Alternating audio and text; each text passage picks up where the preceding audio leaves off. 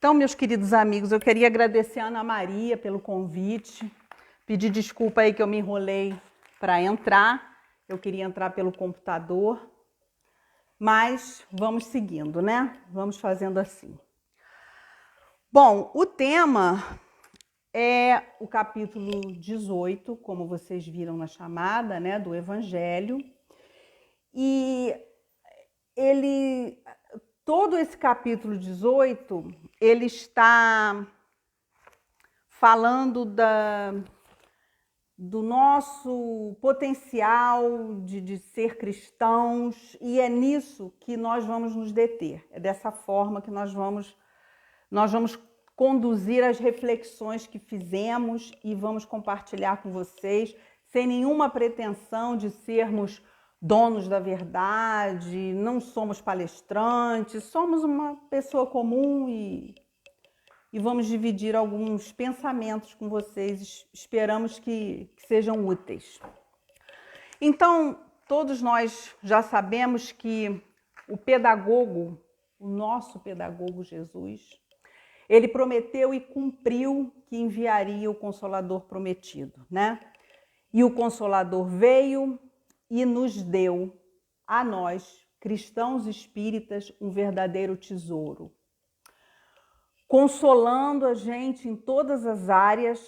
Nós aprendemos que não há fórmulas mágicas, não há milagres, e que a fé, ela deve ser, sim, raciocinada, e que isso vai nos ajudar a dar sentido à nossa vida. E esse Consolador também nos mostrou a importância, o sentido, o que é a lei de causa e efeito na nossa vida, e que isso é ampliado para todos. Ninguém escapa da lei de causa e efeito em todos os setores, e nós continuamos recebendo apoio da espiritualidade. Os amigos espirituais prosseguem, depois de Kardec, nos dedilhando, nos explicando tintim por tintim tudo aquilo que Jesus disse, que Kardec interpretou tão bem, né? Continuamos tendo a bênção de continuarmos recebendo essas lições através dos livros, das mensagens. Graças a Deus, nós somos muito abençoados. Até o Cristo, né, gente? Até o Cristo veio à Terra para nos mostrar como é que se é cristão, como se procede um cristão, como age um cristão, né? Ele veio mostrar, ele veio dizer, olha, é assim que se faz, meus amados. E aí nós devemos nos perguntar, será que nós estamos entendendo o que é ser cristão? Será que esse conceito entrou na nossa cabeça, entrou no nosso coração? Será que a gente compreendeu um pouco? O que será que a gente faz com esse título de cristãos? Como é que a gente usa? Porque as oportunidades do nosso cristão entrar em ação, elas são muitas. Num só dia nós temos milhares de chances de sermos cristãos ou não sermos cristãos, né? Se nós quisermos, nós podemos fazer a caridade material e a caridade moral a cada hora. O que vai qualificar os nossos gestos é como, né? Como que nós vamos fazer isso? Os nossos gestos vão imprimir a cristandade ou não às nossas ações chamadas de caridosas. Então, quando nós conseguimos minimamente, vamos colocar as expectativas num lugarzinho assim mais baixinho, né? Que nós não damos saltos. Quando nós conseguimos minimamente nos colocarmos no lugar daquele que está precisando de alguma coisa naquele momento, naquele caso, naquela situação, nós estamos, então, iniciando um processo de despertamento. Porque quando nós nos imaginamos no lugar daquela pessoa que esteja com uma determinada doença, uma pessoa que esteja com a despensa vazia, uma pessoa desempregada, uma pessoa com a luz cortada, uma pessoa com um filho extremamente doente, um filho com paralisia cerebral, né? Um problema grave, uma pessoa que esteja vivendo um problema muito grave, financeiro, muito difícil, uma pessoa que esteja envolvida em sentimentos bastante perturbadores, uma pessoa que esteja talvez sofrendo uma influenciação espiritual, quando nós conseguimos nos colocar no lugar dessas pessoas, assim, se fosse comigo, como é que eu gostaria de ser tratado? O que eu precisaria agora para ter o meu sofrimento abrandado? E se Jesus estivesse materializado ao nosso lado, se pudéssemos imaginar, né, o que Jesus faria aqui com essa pessoa? O que ele falaria para esse irmão? Como é que ele agiria? Mas aí a maioria de nós diz assim, mas eu não sou Jesus. Eu não sou Jesus. Ótimo, ainda bem que nós sabemos que não somos Jesus, certo? Mas, por mais que a gente diga, a internet está falhando, a minha está bem, Ana Maria. A minha está bem. Por mais que a gente diga, eu não sou Jesus, mas eu não sou Jesus. A gente de vez em quando, né? De vez em quando a gente tem essa coisa, né? Mas eu não sou Jesus, não. Mas todo mundo já abriu a boca para dizer assim, não, eu sou cristão. Eu sou cristão, eu sou cristão. Não é verdade? Todo mundo já abriu a boca para dizer que é cristão. Mas, na verdade, gente, o difícil é ser cristão. O difícil é começar a se esforçar para entrar no processo para ser cristãos. Nós somos aspirantes a cristãos, né? A verdade. Nós somos aspirantes. Então, à nossa volta tem gente difícil, não é? Não tem gente difícil para tudo quanto é lado que a gente entra. A gente vê gente difícil, nós também somos, eu vou chegar lá. A gente vê muita gente difícil o tempo todo, esbarra todo dia com um difícil. Nós estamos praticamente todos imersos numa situação financeira cambeta, nós estamos vivendo um período de incerteza, de insatisfação, uma enxurrada de testes que aparecem todo dia, toda hora, né? Que nós estamos no meio disso, porque nós também estamos numa situação financeira cambeta, nós também somos difíceis, nós também somos irritadiços, né? Impacientes. Então, só que nós temos um álibi, não. Nós temos algo a nosso favor. Nós temos o conhecimento, mesmo que pequeno, da doutrina espírita. E nós podemos ser os portadores da boa nova. Nós podemos ser úteis com a boa nova. Nós podemos ser alguém que desperta nas pessoas boas ideias, inspiração, vontade de sorrir, vontade de começar alguma coisa, vontade de levantar da cama. Nós podemos ser os instrumentos de Jesus. E o plano espiritual precisa que a gente se coloque como instrumentos para levantarmos uns aos outros, porque os espíritos precisam de nós para atuar. Então, se nós não estivermos afim, se nós não estivermos dispostos, nós não vamos conseguir ajudar o próximo, nem a nós mesmos, né? Que dirá o próximo. Então, é uma alegria ser esse instrumento. É uma honra ser esse instrumento, na verdade. Essa chance de nós sermos úteis, de prestar um auxílio, ela é muito valiosa. Não interessa se esse auxílio é material, se ele é moral, o que interessa? É que a gente tente se empenhar em prestar esse serviço que nos aparece da melhor forma que pudermos, com toda boa vontade que existe em nós. Porque aquilo que nós não possamos ajudar a nós mesmos, em aquilo que nós não possamos ajudar uma outra pessoa, não é da nossa alçada, não é da nossa conta, é departamento divino, né? Então não é da nossa competência. Quem vai resolver é Deus, porque talvez aquele irmão esteja realmente precisando vivenciar aquilo com talvez um pouco mais de dor, um pouco mais de sofrimento, mas a gente passou ali, a gente amenizou, a gente abraçou, a gente sorriu, a gente alimentou, né? Mas se a gente não conseguiu ajudar em nada, aparentemente, né? A competência divina vai fazer isso, porque Deus não deixa ninguém descalço, Ele não desampara ninguém, né? Agora, todos os movimentos, eles são de dentro para fora. A gente só realiza as coisas que queremos realizar e realizamos as coisas quando estamos prontos para isso. Ninguém faz nada forçado, a gente não consegue, a gente não dá prioridade àquilo que não interessa, a prioridade é aquilo que nós queremos fazer, né? Então, tudo que vem de dentro, tudo que é bom vem de dentro para fora.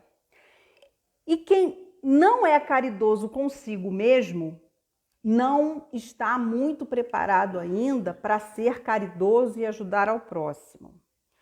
Nós somos caridosos com o nosso corpo, por exemplo? Será que nós damos a ele, pelo menos a maior parte das coisas que ele precisa para a vida física, vida fisiológica, né? Nesse sentido? Nós buscamos uma vida regulada ou nós somos caçadores de problemas? Bebemos muito, fumamos bastante, viramos noite, porque isso vai com o tempo massacrando o organismo, né? Enfim, não seria aquilo que estaria programado, mas será que nós somos caçadores desse tipo de problema? E nós, conosco mesmo, o euzão, né? Com o nosso espírito, será que nós somos verdadeiros?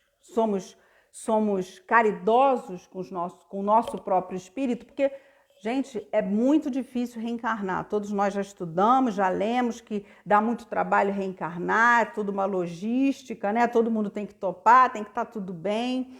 Então, nós temos que ser caridosos com o nosso espírito. E acho que se nós tivermos o hábito de não ficarmos cultivando fantasma, procurar cabelo em ovo, né? Às vezes nós temos mania de ficar procurando cabelo em ovo, criando situações que só estão na nossa cabeça, impressões que só nós que tivemos. Então nós precisamos procurar ter a saúde espiritual, porque o Consolador trouxe as receitas. Elas estão no Pentateuco, são 5 livros de receita para a nossa saúde espiritual. Então, não vamos perder mais tempo abrigando mágoa, desafeto. Vamos treinar o nosso cérebro, a nossa visão, para a gente conseguir extrair daquela pessoa mais chatinha, mais difícil, que todo dia aparece lá na nossa frente. Vamos extrair o que ela tem de bom. Todo mundo tem alguma coisa de bom. Toda situação que nos acontece também tem alguma coisa boa no fundo, nem que a gente vá descobrir isso 2 anos depois, 1 mês depois, mas tudo tem o seu lado bom, tudo. Então a gente tem que aprender a antecipar a nossa visão desse lado bom das coisas, das pessoas, das situações. Olha, por exemplo, a pandemia, nós sabemos que a pandemia está sendo uma prova puxada. Para uns, essa pandemia está sendo muito mais puxada. Agora, vocês imaginem a pandemia sem a internet. Nós não estaríamos aqui. Eu não estaria dividindo com vocês as minhas reflexões, não é? Então, até no meio da pandemia, nós estamos com a bênção desse nível de tecnologia, porque quem não pode se visitar faz chamada de vídeo, faz chamada por telefone, quase todo mundo agora tem um smartphone, tem acesso à internet, bem ou mal sabe lidar, se enrola um pouco como eu com os botões, mas acaba se achando, vê o neto, vê a mãe, vê o pai, né? Os doentes isolados podem se comunicar, tem um certo consolo. Então, até na epidemia, nós temos essa bênção.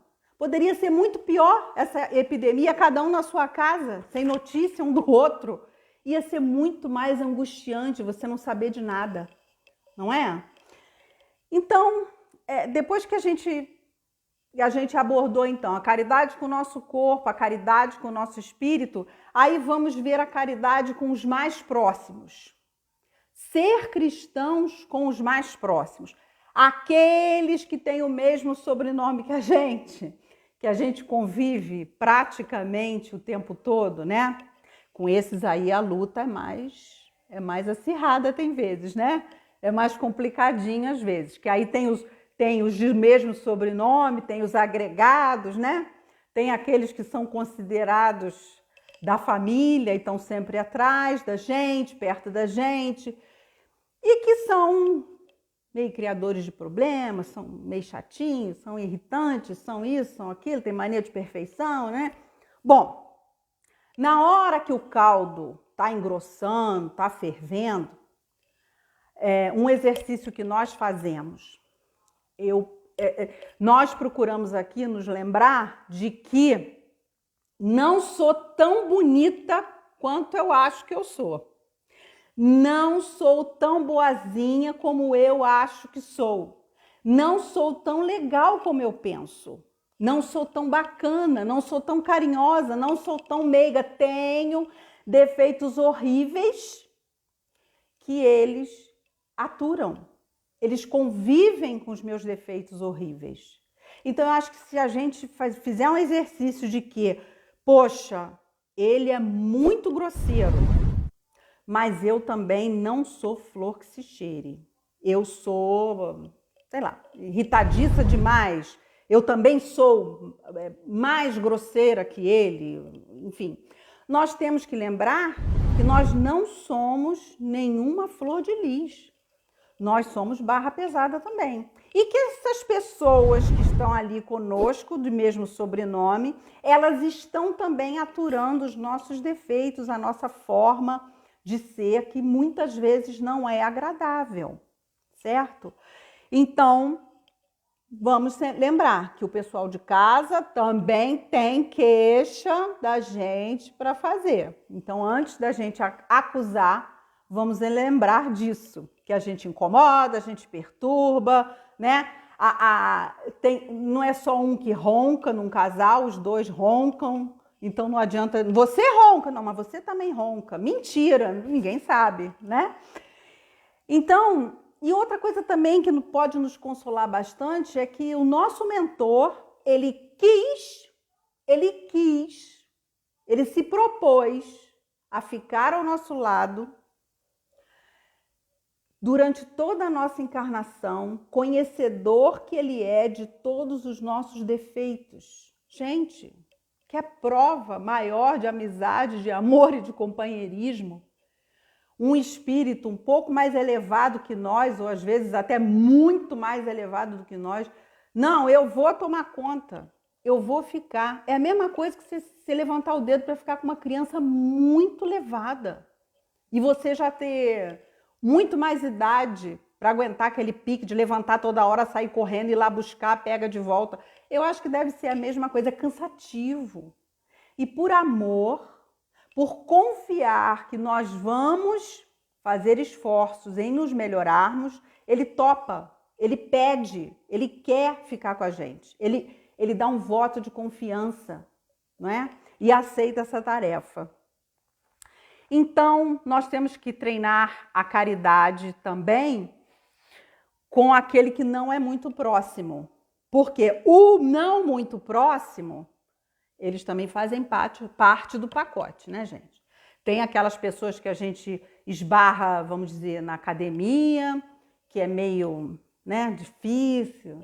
tem aquela vizinha do fim da rua, ela não está tão no nosso muro, mas ela é lá do final da rua, ela fala coisa que não tem nada a ver, faz perguntas indiscretas, e a gente tem, de repente, aqueles familiares que a gente só vê de 3 em 3 anos, numa suposta reunião de família, enfim, aqueles próximos mais distantes. E, poxa, é uma oportunidade de ouro que a gente faça esses treinamentos, né? Porque Jesus não veio bacana com o pessoal da casa dele, com os apóstolos. Ele não usou um tipo de amor com a mãe dele, o pai dele, um outro tipo de amor para os apóstolos, um outro tipo de amor com os vendilhões do templo, né? Ele amou todo mundo igual. Tá bom, nós não somos Jesus, né? Lembramos, não somos Jesus, mas nós estamos aspirando à cristandade. Então, nós temos que, pelo menos, não olhar para essas pessoas, aquelas que estão muito mais distantes, julgando, né? Até mesmo aqueles que passam na televisão. Às vezes a pessoa está dando uma entrevista e a gente critica porque ele está naquela situação. Critica porque mora naquele prédio que desabou. Também estava fazendo o quê morando nesse prédio, nessa favela? Será que ela teve escolha? Será que ela só podia comprar ali, naquele lugar que desabou, que pegou fogo, né? Nessas comunidades em cidades maiores, temos bastante isso. Então aí a gente julga, a gente não conhece, a gente não sabe o que levou, não sabe quanto que aquela pessoa ganha, não sabe se ela ganhou aquele imóvel, mas a gente critica que ela mora ali porque ela quer morar naquele barranco que vai escorregar quando chover, não é isso? Então aí prosseguindo, né, essa questão de ser cristão com aqueles que a gente não vê e não conhece, nos lembramos de uma tarefa muito especial. Muito especial. É a tarefa do voluntariado. É isso aí. É uma valorosa oportunidade o voluntariado. Olha, o pobre pode ser voluntário, o classe média pobre pode, o rico pode ser voluntário, porque o que eles vão oferecer, né, como voluntários, é algo que não se mede, é algo que não se quantifica. É o tempo, é o sorriso, é o dom, é o trabalho manual, é um abraço, é um tempero. O nosso país não tem a cultura do voluntariado, não tem. Até quando a gente conhece uma instituição movida a muitos voluntários, a gente fica até abobado. Fora do país, nós mesmos já tivemos oportunidade de estar em instituições grandes ligadas à causa animal, 100% movida por voluntários. Tivemos também a oportunidade de conhecer em Jacarepaguá. Nós viemos de Jacarepaguá há 18 anos atrás, mas conheci só depois. Tivemos conhecimento da instituição que existe lá no bairro do Tanque, se chama Lar Maria de Lourdes. Vocês podem acompanhar pelo Facebook. Uma senhora fundou, ela já faleceu e deixou para a filha dela essa herança. São 50 pessoas de idade variadas, todas com paralisia cerebral. E a maior parte dessas pessoas foram deixadas lá. Foram deixadas lá. As famílias se desligaram delas. E este lugar tem uma série de voluntários. Tem funcionários remunerados e tem voluntários. Gente, você já ser pago para fazer um trabalho dessa categoria, desse nível. Você imagina você assumir o compromisso de estar ali, vamos dizer, 2 vezes por semana? olhando, eles fazem até festinha de aniversário para eles. Já levaram até alguns à praia. No Facebook deles tem tudo. Pelo amor de Deus, gente. Quem se habilita a isso se não tiver um coração muito grande? Quem? Né? Então, imagina, sem aqueles... Eu não me lembro se são 15 ou 20 voluntários. Imagina essa instituição sem esses 15 voluntários, né? E, assim, o voluntariado é outro nome que se dá para a caridade, que não tem rótulo, porque você pode ser voluntário numa instituição, né? Você pode ser voluntário, você pode até escolher, né? Eu gosto de idosos, eu vou me voluntariar para trabalhar com idosos, vou me voluntariar para trabalhar com crianças. E assim vai, vou me voluntariar na minha casa espírita para o atendimento fraterno, vou me voluntariar para ajudar na montagem das cestas básicas, a limpar a casa espírita, a lavar o banheiro, a cortar a grama, se tiver grama, não é? Então, é um trabalho do Cristo em prol do próximo através da gente. E não importa o próximo. Não importa o próximo. Muitos próximos ali não têm rosto, não é?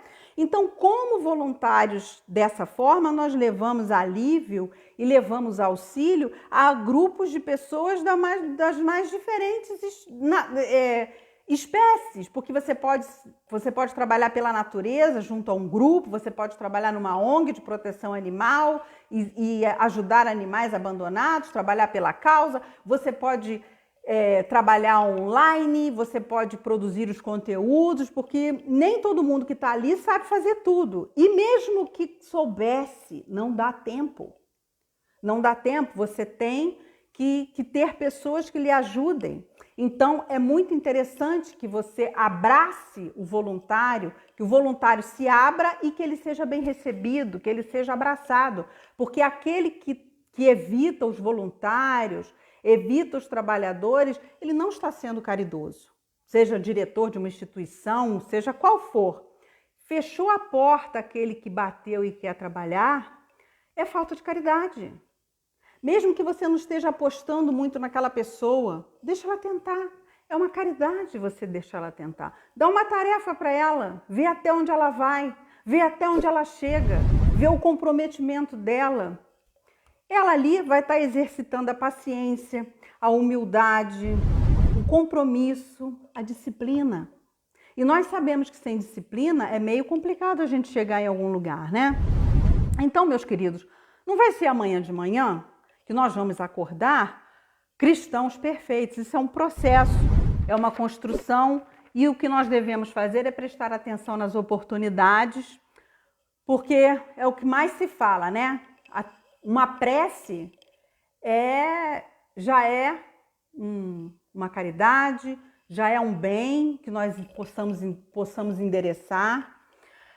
E nós temos condição de fazer uma prece pelos suicidas, por uma pessoa amada, por pessoas que não conhecemos, pelos que estão internados batalhando contra o Covid, pelos que estão internados lutando contra o câncer, pelos que estão na fila do transplante. Não sabemos quem são, mas podemos dirigir uma prece para que Jesus envie o socorro que nós não vamos poder enviar, né? Muitas vezes nós não podemos fazer nada além de uma prece. Muitas vezes o que nós podemos fazer é doar um dinheiro. Muitas vezes o que nós podemos fazer é acompanhar uma pessoa que está apreensiva e nervosa para fazer um exame. Às vezes o que nós podemos fazer é uma coisa tão simples, que a gente até nem vê caridade nisso, mas é caridade. É exercício para ser cristãos. Então, tudo que depender de nós, vamos fazer da melhor forma possível. E quando a gente começa a fazer o bem, a gente começa assim, eu vou fazer o que dá, que estiver ao meu alcance. Aí você fica tão feliz com o que você fez, que estava ao seu alcance, que daqui a pouco você vai fazer um pouco mais que eu posso. Eu não podia fazer isso não, passar daqui não, eu vou fazer um pouco mais. Daqui a pouco você tá do pouco mais para um pouco mais ainda. Você tá indo, porque a satisfação, o retorno é muito positivo, é muito bom, é muito gostoso. E daqui a pouco você está fazendo coisas que nem você sabia que seria capaz de realizar. E isso é muito, muito interessante. E não querendo me estender muito, não querendo me alongar, eu não podíamos deixar de falar para vocês sobre um espírito maravilhoso que veio depois de Jesus compartilhar a terra conosco e dar um exemplo perfeito também, como o de Cristo, do que é ser cristão, né? Então eu vou ler para vocês um trechinho, porque para não ficar cansativo, eu vou ler um trechinho para vocês do dia que esse espírito ajoelhou e orou a Deus. Francisco de Assis, está nesse livro aqui, de Miramês, Francisco de Assis, João Nunes Maia, médium, Miramês, o espírito que ditou. E ele nos conta que Francisco de Assis ajoelhou e fez a seguinte prece: Pai de todas as coisas, que devo fazer? Onde devo pisar? Que devo comer? Qual deve ser a minha maior preocupação? Alivia, meu Deus, essa guerra que eclodiu na minha frágil mente. Eu quero paz, força poderosa do universo. Rogo que me compreendas. Ao ver a injustiça, sinto-me impulsionado para a defesa. Ao ver a violência, principalmente contra os indefesos, desejo posicionar-me em seu favor. Ante a mentira, sinto que se aviva em mim a chama da verdade, ainda que seu preço seja elevado para mim. Dá-me condições, meu Deus, para instalar a paz onde houver guerra, o amor aonde houver ódio, a concórdia onde houver discussão, a fé onde houver dúvida e o trabalho onde houver inércia. Olha a nossa oração famosa nascendo aqui. Eu quero ser útil, bom e agradável, orava ele. Mas como fazê-lo? Traça, meu Pai, em meu coração o teu programa, que o seguirei fielmente. E permita que eu seja instrumento fiel em tuas sagradas mãos. E vou finalizar com o último parágrafo. Quero saber da minha utilidade e conscientizar-me da minha missão no mundo, para que eu não venha fazer sofrer os que convivem comigo, para que eu não seja ingrato com aqueles que me deram um corpo. Porém, que a minha obediência primeira seja a Deus e a ti, segurança universal do meu coração e de todas as almas. Recomendamos, quem nunca leu, leia. É grosso, mas estamos em pandemia, ótimo período para boas leituras. Precisamos ser caridosos com os nossos espíritos, fazendo leituras desta natureza. Então, meus queridos amigos, ele viveu intensamente a caridade, a cristandade, deixou esse legado, é um dos amados que cuidam de nós, do nosso planeta Terra. E assim, deixando para vocês a figura de Francisco de Assis, com aquela roupinha, com aquela sandalinha. E vamos agradecer a Deus por todas as bênçãos. Recebemos muitas bênçãos, desde o momento da nossa criação. São tantas bênçãos, nós não damos conta de percebê-las todas. Então eu desejo que a espiritualidade envolva todos nós, encarnados e desencarnados, todas as espécies de animais desse planeta Terra, que são nossos irmãos menores, nossos pequeninos, que devemos amar e cuidar. Vamos pedir juntos a Jesus que abrace a Terra, junto com Maria de Nazaré, Francisco de Assis. E vamos todos os dias pedir reforços a Madre Teresa de Calcutá, a Irmã Dulce, Bezerra, Gandhi, Chico. Vamos pedir que reforcem as nossas vontades para que elas cresçam, para que elas se tornem atos, para que nós possamos um dia chegarmos um pouco mais perto do Cristo e trazermos um pequeno título de cristãos. Que assim seja, Senhor.